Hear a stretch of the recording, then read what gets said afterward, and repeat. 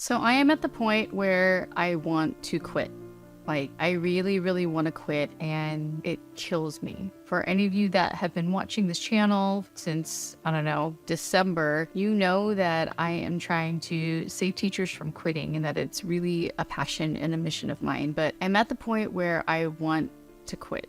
And it's something that has crept up on me because I didn't want to quit until probably like this last semester, but I'm really at a breaking point and I'm losing my damn mind. I'm not even kidding. Like, I feel like I'm losing my mind. Now, even with the seriousness of this topic, the one thing that I don't want you to quit is hitting that like and subscribe button so that you can be here for any solutions to your teaching struggles, because I'm still here for you and I know that we can get through this. So up until this point, I've actually been generally happy with teaching, even during the pandemic. I know that a lot of teachers were suffering during the pandemic and they hated teaching online. And I can imagine that. Like, if you had to teach kindergartners and this was like their first time going to official school and you had to do it online, I can imagine how upsetting and traumatic that can be. And if you had to teach students who didn't even participate ever when you were teaching online, I can see why you hated teaching during the pandemic. But for me, I was able to get my students to at least participate in the chat. And even though they didn't show their cameras, they still were there with me. And even when we came back to school, I was just so excited to see these kids, and I felt like I got back into my groove, and I was still really happy when we came back. And I know that, again, some teachers, they were faced with less than ideal conditions and they weren't happy, but I was able to maintain my love for teaching and all of that when we came back. And things are fine until this past semester, and I'm still trying to like put my finger on it, but things just really started to get to me. So it got to the point where I would overreact to little things. I would definitely overreact to emails. We did have a lot of shuffling with our administration, and so we had a lot of different assistant principals in the past couple of years. So there was definitely that instability in my school, and that was something that just really started to get to me. I'm also someone who's really sensitive to tone in emails and things like that, and I just really felt like my administration did not have a hold on what was going on, and they didn't have control of what was happening in the school. And so that kind of created this sense of chaos, not just among the teachers, but definitely with the students. And it really was just getting to me.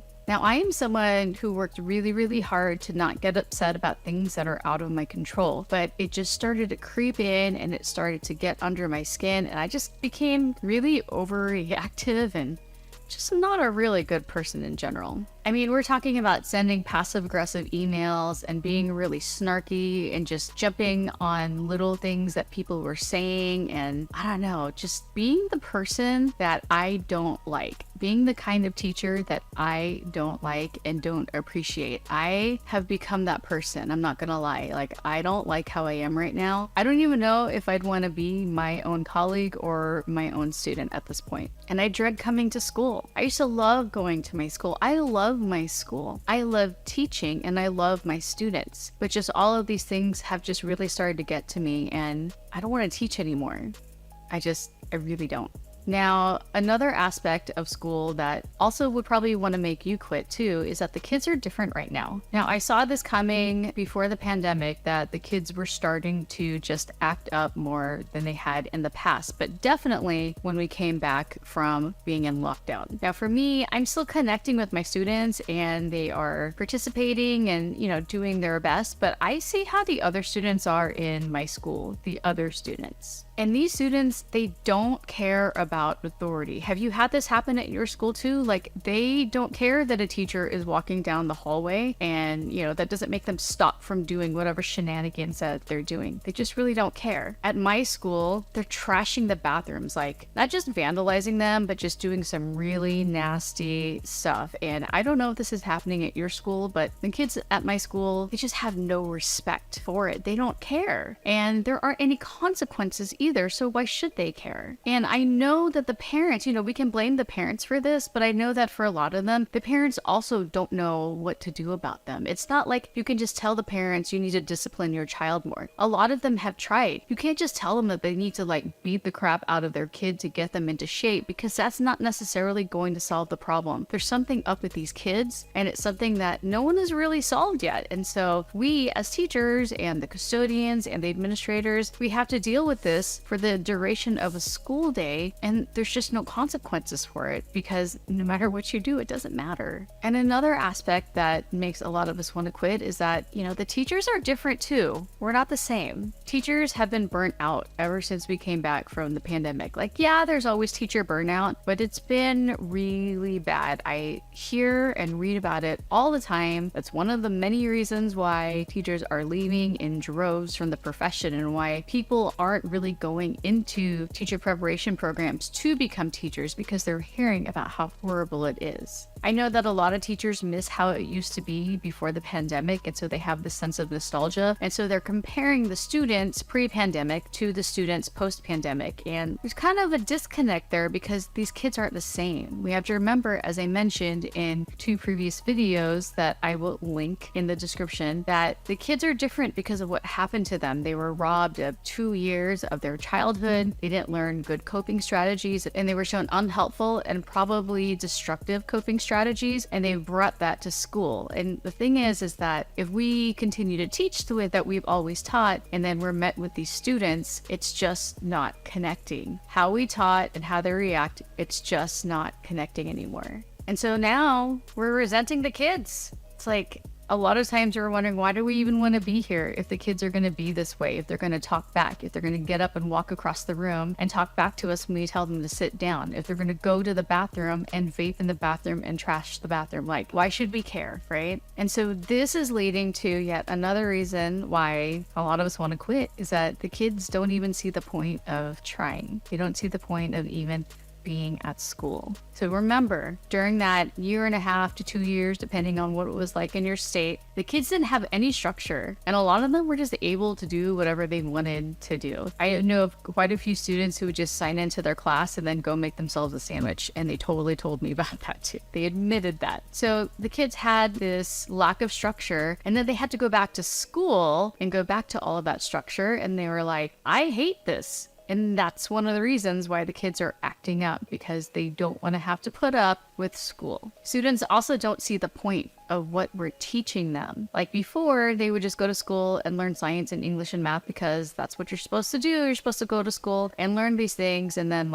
eventually go to college. But now the kids are like, I don't see the point of this. I think this is dumb. And they're very vocal about it. And they also think that authority is dumb and irrelevant because they know that nothing really bad is going to happen to them. When you think about it, let's say that we give them detention. They might skip detention or they'll go and who cares? But let's say that they skip detention, then what? They skip detention and then maybe they get a referral and have to talk to the assistant principal who just might send them back to class with a lollipop. Let's say that it's escalated to something like a suspension. Now they get to stay at home. That's kind of a reward for them. What's the worst that's going to happen to them? Maybe their parents take away their phone or they get hassled by their parents, but that's it.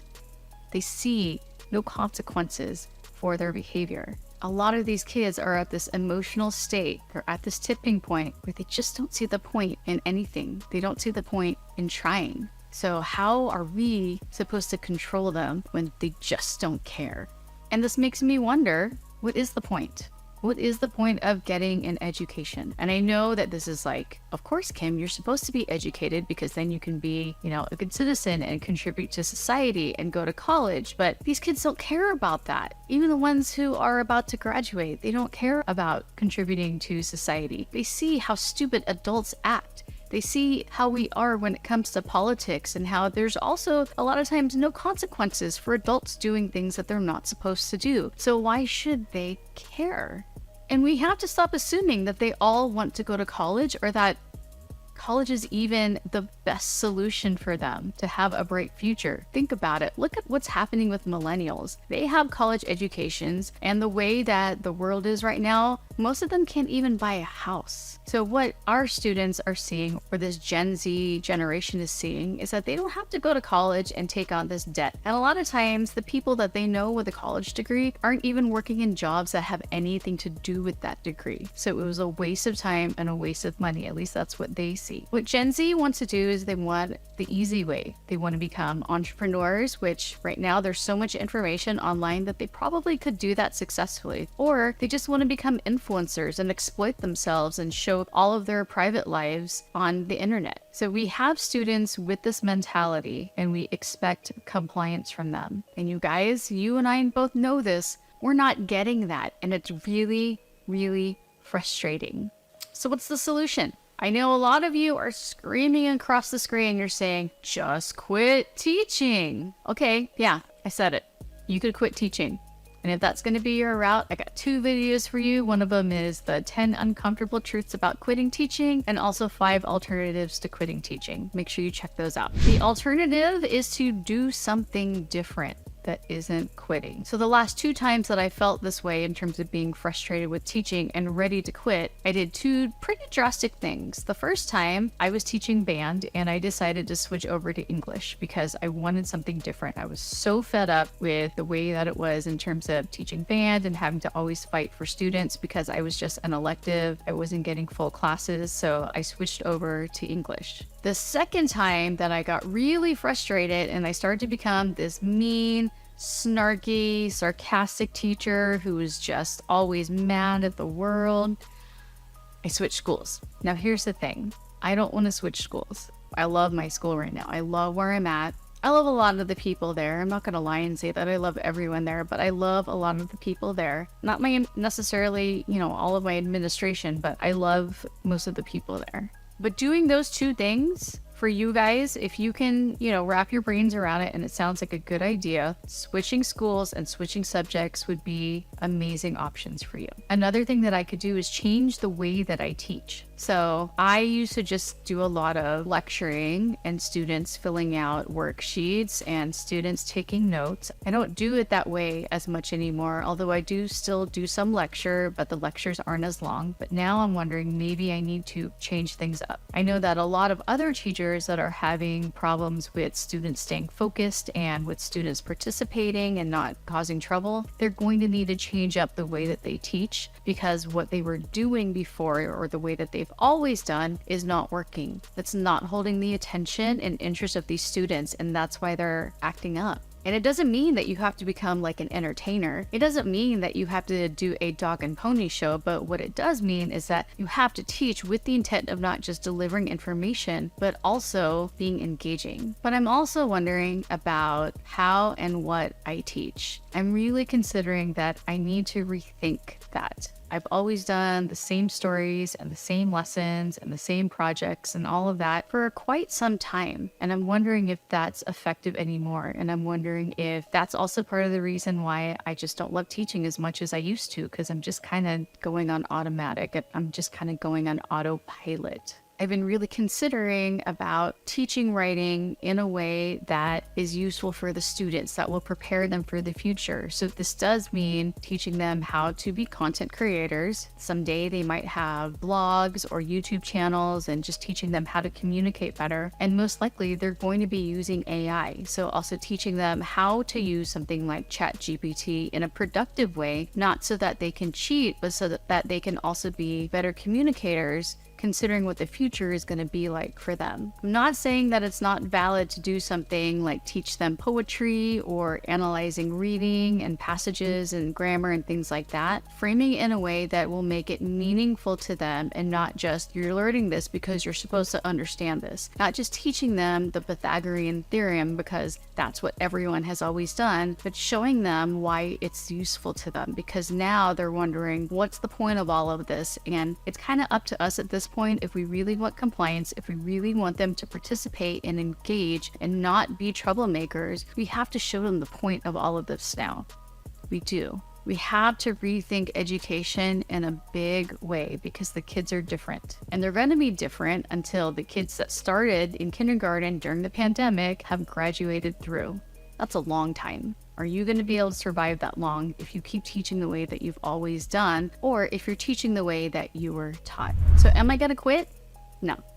I want to, but I'm not going to quit. I'm just going to reconsider what I'm doing next year. I'm spending the rest of this time rethinking how I'm going to approach teaching next year. I'm going to keep my head down. I'm just going to ignore everyone, ignore all the emails, stop reading into them. I'm going to stop replying with snarky responses just so I can have my say and have the last word. I'm done with that. I'm done with the negativity because it doesn't matter, it doesn't change anything, and it definitely doesn't make me feel better. So that's my plan for right now, is just to power through the end of this year and have my reset over the summer. So if you are in the same place and you are thinking about quitting teaching, be sure to click on this video next, because there are alternatives to quitting. You really don't have to quit. And I think that you should check that out just in case you were wondering what else you could do instead.